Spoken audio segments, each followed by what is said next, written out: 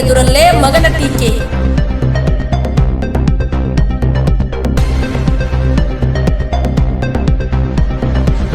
Arunkumar MY Patil ಅವರ ಆಡಳಿತ ಕುರಿತು ಹೈಕಮಾಂಡ್ಗೆ ದೂರು ನೀಡುವುದಾಗಿ ಎಚ್ಚರಿಕೆ ನೀಡಿದ ಮಾಲಿಕಯ್ಯ ಗುತ್ತೇದಾರ್.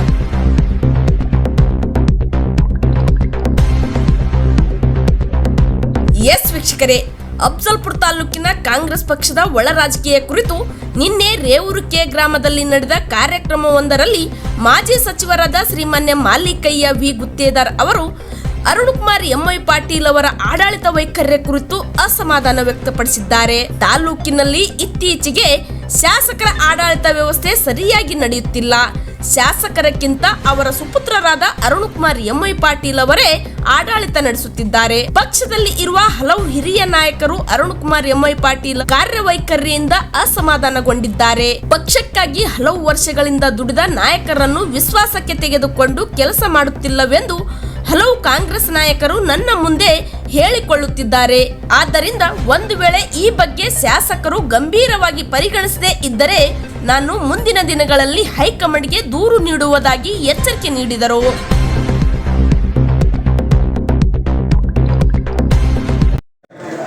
ಈಶ್ವರೇಂದ್ರ ಮಹೇಂದ್ರ ಸ್ವಾಮೀಜಿಯವರ ಚರಣಕಮಲಕ್ಕೆ ನಮಗಳು ಸಲ್ಲಿಸಿ ಈಗ ತಾನೇ ತಮ್ಮನ್ನು ಉದ್ದೇಶಿಸಿ ಮಾತನಾಡಿದ ನಮ್ಮ ಆತ್ಮೀಯರು, ಈ ಭಾಗದ ಜನಪ್ರಿಯ ಶಾಸಕರಾದ ಶ್ರೀಮಾನ್ ಎಂವೈ ಪಾಟೀಲ್ಜಿಯವರೇ, ವೇದಿಕೆ ಮೇಲೆ ಉಪಸ್ಥಿತಿರುವ ಸಮಯದ ಅಭಾವ ಕಾರಣ ಎಲ್ಲ ಆಹ್ವಾನಿತ ಗಣ್ಯ ವ್ಯಕ್ತಿಗಳೇ, ಪೂಜ್ಯ ತೋಟಯ್ಯ ಸ್ವಾಮೀಜಿಯವರು ಹಿಡ್ಕೊಂಡು ಎಲ್ಲ ತಬಲಾ ಮತ್ತು ಸಂಗೀತಕಾರರ ಎಲ್ಲ ಕಲಾವಿದ ವರ್ಗಗಳೇ, ಅದಕ್ಕಿಂತ ಮುಖ್ಯವಾಗಿ ನಂದಿಯವರೇ, ಈ ಕಾರ್ಯಕ್ರಮದಲ್ಲಿ ಭಾಗಿಯಾಗಿರ್ತಕ್ಕಂಥ ನಮ್ಮ ತಾಯಂದಿರೇ ಹಾಗೂ ಗ್ರಾಮದ ಎಲ್ಲ ನನ್ನ ಆತ್ಮೀಯ ಹಿರಿಯರೇ, ಇನ್ನುಳಿದ ಅಧಿಕಾರಿ ಮಿತ್ರರೇ, ಬಹಳ ಅರ್ಥಪೂರ್ಣಂತಹ ಒಂದು ಕಾರ್ಯಕ್ರಮ. ಯಾಕಂದ್ರೆ ಜ್ಞಾನ ದಾಸೋಹ ನಮ್ಗೆ ಬೇಕು.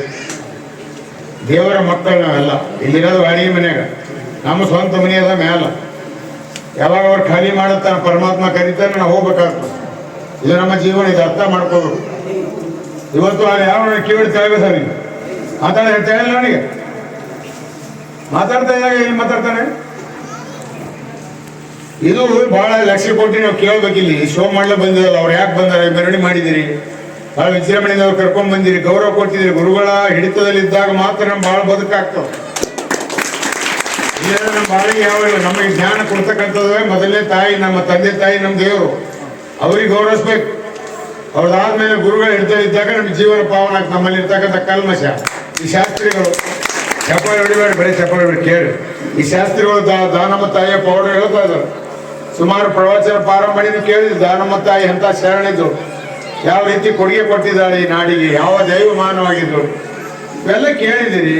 ಇದು ನಮ್ಮಲ್ಲಿ ಇರ್ತಕ್ಕಂಥ ಕಲ್ಮಶವನ್ನು ದೂರ ಮಾಡಿ ಇವರಲ್ಲಿಂದ ಬರ್ತಕ್ಕಂಥ ಸಾಹಿತ್ಯದಿಂದ ಜ್ಞಾನ ದಾಸೋಹ ಮಾಡಿ ನಾವು ಪುನೀತರಾಗ್ತಕ್ಕಂಥ ಒಂದು ಕಾರ್ಯಕ್ರಮ. ಈಗ ನಾವು ಯುಗಾದಿ, ನಾಳೆ ನಾಡು ಯುಗಾದಿ ಕಾರ್ಯಕ್ರಮ ಇಡ್ತೇವೆ, ಹೋಗ್ತಾ ಇದ್ದೇವೆ, ಕಾಲಿಡ್ತೇವೆ, ಹೊಸ ವರ್ಷಕ್ಕೆ ಕಾಲಿಡ್ತಾ ಇದ್ದೇವೆ. ಮೊನ್ನೆ ತಾನೇ ಹೋಳಿ ಹುಣ್ಣಿ ಮುಗಿಸಿದ್ದೇನು ಅಲ್ಲ, ಗೊತ್ತಾಯ್ತು. ಹೋಳಿ ಹುಣ್ಣಿ ನಮ್ಮ ಹಿಂದೂ ಸಂಪ್ರದಾಯ ಪ್ರಕಾರ ಕೊನೆ ಹಬ್ಬ ನಮ್ದು. ಯಾಕೆ ಕೊನೆ ಹಬ್ಬ ಕೊಟ್ಟಾನ ಪರಮಾತ್ಮ? ಹೆಂಗ್ ಮಾಡ್ತೇವೆ? ಹೋಳಿ ಹುಣ್ಣಿ ಮೊದಲು ಹೊಯ್ಕೋತೇವೆ, ಹೊಯ್ಕೋತೇವಲ್ಲ.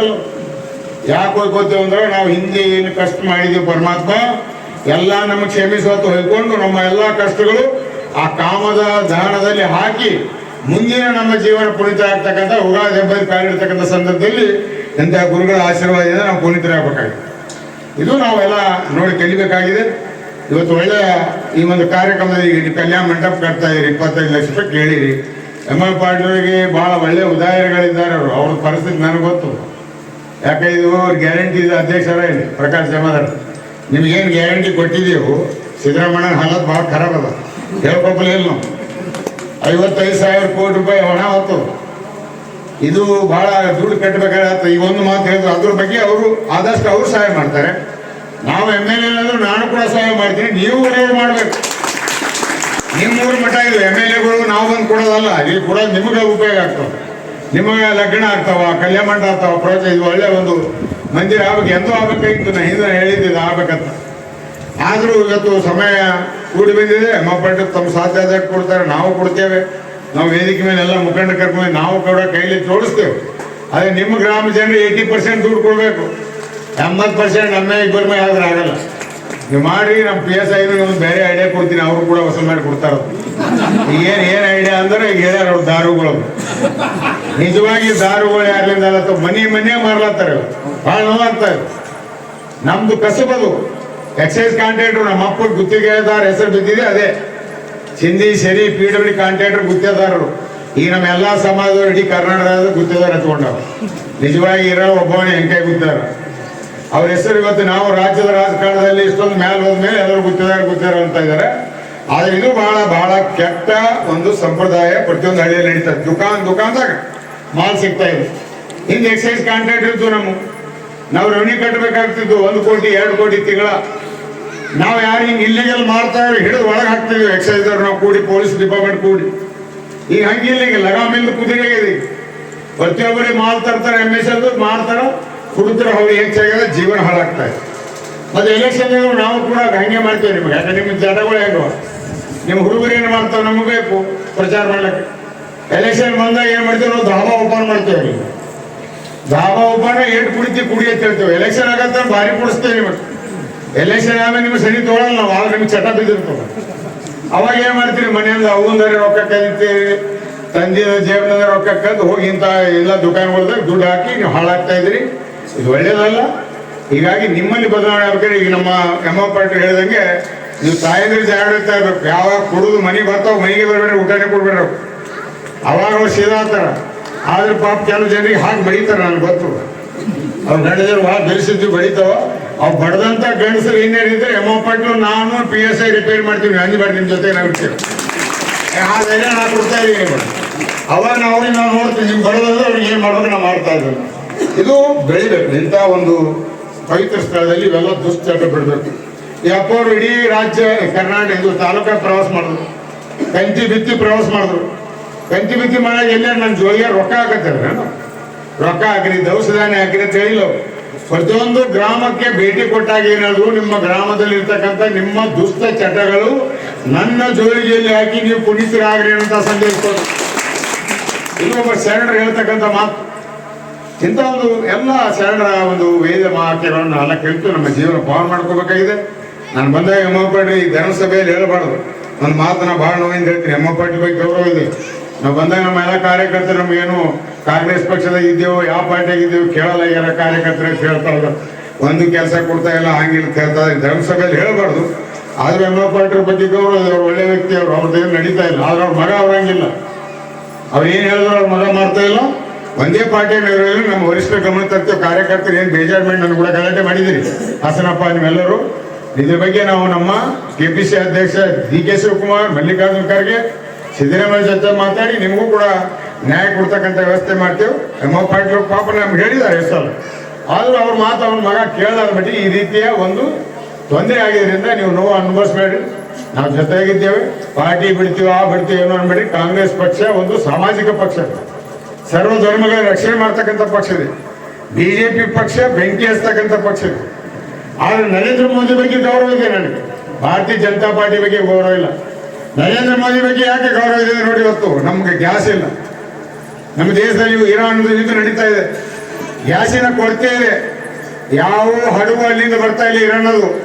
ಬರೀ ಒಂದೇ ಒಂದು ಹಡಗು ಬರ್ತದ, ಭಾರತದ ಧ್ವಜ ತಗೊಂಡು ಬರ್ತದ ಅಂದ್ರೆ ಅದು ನರೇಂದ್ರ ಮೋದಿ ಕೊಡುಗೆ ಅಂತ ಮಾತಾಡಬೇಕಾಗ್ತದೆ. ಯಾವ ಧ್ವಜ ಬಿಡಲ್ಲ, ಭಾರತದ ಧ್ವಜ ಮಾತ್ರ, ನಮ್ಮ ಇಂಡಿಯಾ ಧ್ವಜ ಮಾತ್ರ ಇರಾನ್ದವ್ರು ಕೈ ಹೆಚ್ಚಿಲ್ಲ, ಅದ್ರ ಮ್ಯಾಗ ಬಾಂಬ್ ಹಾಕಿಲ್ಲ ಬಂದರು ಅಂತ ಒಂದು ನಾಯಕತ್ವ ನರೇಂದ್ರ ಮೋದಿ ಇದೆ. BJP ಅವರು ನರೇಂದ್ರ ಮೋದಿ ಮೇಲೆ ಬ್ಲ್ಯಾಕ್ ಮೇಲ್ ಮಾಡ್ತಾ ಇದ್ದಾರೆ, ನಾನಾ ರೀತಿಯ ಸಮಾಜದಲ್ಲಿ ಗೊಂದಲ ಮಾಡ್ತಾ ಇದ್ದಾರೆ. ನರೇಂದ್ರ ಮೋದಿಗೂ ಕೂಡ ಅರಿವು ಇದೆ, ಅನಿವಾರ್ಯ ಇದೆ. ಇಂಥ ಸಂದರ್ಭದಲ್ಲಿ ಈ ಯಾವ ರೀತಿ ಎಮ್ಮ ಪಾಟೀಲ್ಗೆ ಅನಿವಾರ್ಯ ಇದೆ. ಗ್ಯಾರಂಟಿ ಕೊಡೋದ್ರ ಮುಖಾಂತರ ನಾವು ಸರ್ಕಾರ ಬಂದಿದೆ. ಗ್ಯಾರಂಟಿ ನಿಮ್ಮ ಕೈಲಿ ಬೇಯಿಸ್ಕೋಬೇಕು. ನಿಮ್ಮ ಕಲ್ಯಾಣ ಮಂಟಪ ದುಡ್ಡು ಕೊಡ್ಲಿಲ್ಲ ಅಂದ್ರೆ ನಿಮ್ಮ ಕೈಲಿ ಇವ್ರ ಕೈಲಿ ಬೇಯಿಸ್ಕೋಬೇಕು. ಇಂಥ ಒಂದು ಕಷ್ಟದಲ್ಲಿ ಕೂಡ ಯಾವುದೇ ರೀತಿಯಿಂದ ನಾವು ಏನು ಮಾಡಬೇಕು, ಏನೇನು ಸುದ್ದಿ ನಮ್ಮ PSI ಕೂಡ ಸಹಾಯ ತಗೊಂಡು ನಿಮ್ಮ ಕಲ್ಯಾಣ ಮಂಟಪ ಮುಗಿಸ್ತೇವೆ, ರಾಜಿ ಮಾಡಬೇಡಿ. 80% ದುಡ್ಡು ನೀವು ಕೊಡಬೇಕು. 80% ದುಡ್ಡು ನೀವು ಕೊಡ್ರಿ. ಎಮ್ಮ ಪಾಟೀಲ್ ನಾವು ಕೊಟ್ಟು 20% ಕೊಟ್ಟು ಕಲ್ಯಾಣ ಮಂಟಪ ಎಮ್ಮ ಪಾಟೀಲ್ ನಾವು ಒಂದೇ ಉದ್ಘಾಟನೆ ಮಾಡ್ತೇವೆ. ಆದ್ರೆ ನೀವೆಲ್ಲ ಬೇಟಿಗೆ ಗುಸು ಮಾತಾಡೋದು, ಸೂಜಿ ಬ್ರ್ಯಾಂಡಿಗಳಿಗೆ ವಿಸ್ಕಿಗಳಿಗೆ ರೊಕ್ಕ ಹಾಕ್ತೀರಿ, ಕಲ್ಯಾಣ ಮಂಟಪ ಕೊಡೋದ್ರೆ ಯಾರು ಕೊಡಲ್ಲ. 5-5 ರೂಪಾಯಿ ಊರವ್ರು 10 ರೂಪಾಯಿ ಆದ್ರೆ ಕಲ್ಯಾಣ ಮಂಟಪ ಆಗ್ತದೆ. ಇದೇನು ದೊಡ್ಡ ಕೆಲಸ ಅಲ್ಲ. ಇದು ನಾವೇ ಕೂಡ ಮಾಡೋಣ. ನಿಮ್ಮ ಊರಿನ ಕಲ್ಯಾಣ ಮಂಟಪ ಆದರೆ ನಿಮ್ಮ ಊರಲ್ಲಿ ಒಂದು ಶೋಭೆ ಬರ್ತದೆ. ಇಂಥ ಧರ್ಮ ಕಾರ್ಯಕ್ರಮ ನಡೆದಾಗ ಒಳ್ಳೆಯ ಒಂದು ಪ್ರವಚನ ಜ್ಞಾನದಾಸ ಸಿಗ್ತದೆ. ಹೀಗಾಗಿ ನಾವು ಇದನ್ನೆಲ್ಲ ಮಾಡೋಣ ಅಂತ ಮಾತಾಡ್ಕೊಳ್ಳಿ ಸಂದರ್ಭದಲ್ಲಿ ಹೇಳಿ ಇವತ್ತಿನ ಈ ಕಾರ್ಯಕ್ರಮಕ್ಕೆ ಈಗಿನ ಅಪ್ಪರ ಆಶೀರ್ವಚನ ಆಗ್ತದೆ. ಆದ್ಮೇಲೆ ನಾವು ಅಡಿಗೆಲ್ಲಿ ಇಡ್ತಾ ಇದ್ದೇವೆ. ಅಡಿಗೆಲ್ಲಿ ದುಡ್ಡು ಎಷ್ಟದ ನೀವು ಆಗ್ತಾ ಇದ್ರಿ ಮೊದಲು ಅಡಿಗೆಲ್ಲಿ ದುಡ್ಡು ಅದ ರೀ. ಮಠದಲ್ಲಿಂದ ಯಾಕೆ ಬೊಡಿಗಿಲ್ದೆ ಅಡಿಗೆಲ್ಲಿ ಇಡಲ್ಲ ನಾವು. ಮಠದ ಕಡೆದು ಅಡಿಗೆಲ್ಲಿ ಇಡ್ತಾ ಇದ್ದೇವೆ. ಅಲ್ಲ ಊರವರು ಮಠದ ಕಡೆ ಅಡಿಗೆಲ್ಲಿ ಇಡ್ತೇವೆ. ಎಟ್ಟೆ ಇಡ್ಲಿ ಇವತ್ತು ಬೋಡಿ ಪ್ರಾರಂಭದಲ್ಲಿ ರೊಕ್ಕ ಇಟ್ಟಾರ ಅಡಿಗೆಲ್ಲಿ ಇಡ್ತಾ ಇದ್ರು. ಇಲ್ಲ ನಾಳೆ ಎಮ್ಮ ಪಾಟೀಲು ಮಾಲಿಕ ಕೂತ್ರೆ ಅಡಿಗೆಲ್ಲಿ ಇಟ್ಟು ರೊಕ್ಕ ನಿಲ್ಲತ್ ನಾವು ಬದಲ ಮಾಡೋಕ್ಕಾಗ. ನಾವು ಮುಂದೆ ಕೊಡ್ತೇವೆ, ಗ್ಯಾರಂಟಿ ಕೊಡ್ತೇವೆ. ಮಾತು ಕೊಟ್ಟೇವೆ ಅಂದ್ರೆ ಗ್ಯಾರಂಟಿ ಕೊಡ್ತೇವೆ. ನೀವು 80% ಕೆಲಸ ಮಾಡಿ, ಮುಂದಿನ 20% ನಾ ಜವಾಬ್ದಾರಿ ತಗೋತೀನಿ. ಎಮ್ಮ ಪಾಟೀಲ್ ನಾವು ಕೂಡ ಮಾಡ್ತೇವೆ.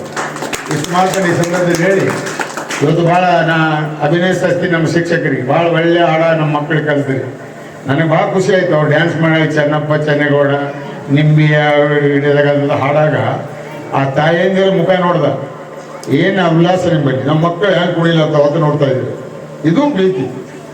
ನಿಮ್ಮ ಮಕ್ಕಳ ಕುಣಿಕೆ ನೋಡಿ ನೀವು ಆನಂದ ಪಡ್ತಕ್ಕಂಥ ವಾತಾವರಣ ನೋಡಿದ್ರೆ ನಮ್ಗೆ ಸಂತೋಷ ಆಗ್ತದೆ. ಇದು ನಾವೆಲ್ಲರೂ ತಿಳ್ಕೊಬೇಕಾಗ್ತದೆ. ಇಲ್ಲಿ ಭಾಳ ಮಂದಿ ಹೆಣ್ಮಕ್ಳು ಹೇಳಿದ್ರೆ ಒಂದು ಮಾತೇ ಹೇಳಿ ಮುಗಿಸ್ತೀನಿ. ಇಲ್ಲಿ ಭಾಳ ಕಡೆಗೆ ಅತ್ತಿ ಸೊಸಿ ಕಲಿಯಲ್ಲ. ಸ್ವಲ್ಪ ನಾನು ಇದರಲ್ಲಿ ಒಂದೇ ವಿನಂತಿ ಮಾಡ್ತಿದ್ದೀನಿ. ಯಾರು ಸೊಸೆಯರಿದ್ದೀರಿ, ನಿಮ್ಮ ತಾಯಿ ಬಿಟ್ಟು ಬಂದಾಗ ಯಾವ ರೀತಿ ತಾಯಿ ಪ್ರೀತಿ ಮಾಡ್ತೀರಿ. ನಿಮ್ಮ ಮನೆಯಾಗಿದ್ದಾಗ ಏನು ಬೈದರೂ ಸಿಟ್ಟಿ ಬರಲ್ಲ. ತಾಯಿ ಅತ್ತಿ ಬೈದಾಗ ಸಿಟ್ಟಿ ಬರಲ್ಲ. ಅದೇ ಅತ್ತೆಲ್ಲ ಅವಳು ನನ್ನ ತಾಯಿ ಅನ್ನುವಂಥ ರೀತಿಯಲ್ಲಿ ಅವುಗಳ ಸಹಕಾರ ಮಾಡ್ರಿ, ನಿಮ್ಮ ಜೀವನ ಪಾವನ ಆಗ್ತದೆ. ಅದೇ ರೀತಿ ನೀವೇನು ಹತ್ತಿದವರು ಕಮ್ಮಿ ಇಲ್ಲ. ನೀವು ಹತ್ತಿದವ್ರು ಏನು ಮಾಡ್ತೀರಿ, ಮಗಳು ಏನೇ ತಪ್ಪು ಮಾಡಿದ್ರೆ ಮಾಫ್ ಮಾಡ್ತೀರಿ, ಏನೂ ಅನ್ನಲ್ಲ. ಅದು ಸೊಸಿ ಏನಾರ ಮಾಡಿದ್ರೆ ನೀನೇ ಮೂಲಾಗಿದೆ ನನ್ನ ಮಗನಿಗೆ ಬೈತೀನಿ. ಅದೇ ದಯವಿಟ್ಟು ಆಕೆ ಬೇರೆ ಮನೆ ಬಿಟ್ಟು ನಿಮ್ಮ ಮನೆಗೆ ಬಂದ ಮೇಲೆ ಅವರು ನಿಮ್ಮ ಸೊಸೆ ಅಲ್ಲ ನನ್ನ ಮಗಳೇ ಅನ್ನುವಂಥ ರೀತಿಯಿಂದ ನೀವು ಪ್ರೀತಿ ಮಾಡಿದ್ರೆ ಯಾವ ಮನೆಯಲ್ಲಿ ಯಾವ ಗದ್ದಲಾಗಲ್ಲ, ಒಗ್ಗಟ್ಟಿಂದ ಹೋಗ್ಲಿಕ್ಕೆ ಸಾಧ್ಯ ಆಗ್ತದೆ. ಮನೆಯ ಸಂಸಾರ ಸುಖವಾಗಿ ಆಗ್ತದೆ ಅನ್ನೋಂಥ ಮಾತನ್ನು ಕೂಡ ಈ ಸಂದರ್ಭದಲ್ಲಿ ಹೇಳಿ ಎಲ್ಲ ಗುರುಗಳಿಗೆ ನಿಮ್ಮೆಲ್ಲರಿಗೂ ವಹಿಸಿ ಒಂದು ಮಾತು ಮುಗಿಸ್ತಾ ಇದ್ದೀನಿ. ಈ ಪೂಜ್ಯ ಗುರುಗಳಿಂದ ಆಶೀರ್ವಚನ ಕೂಡ ಕೆಲಸ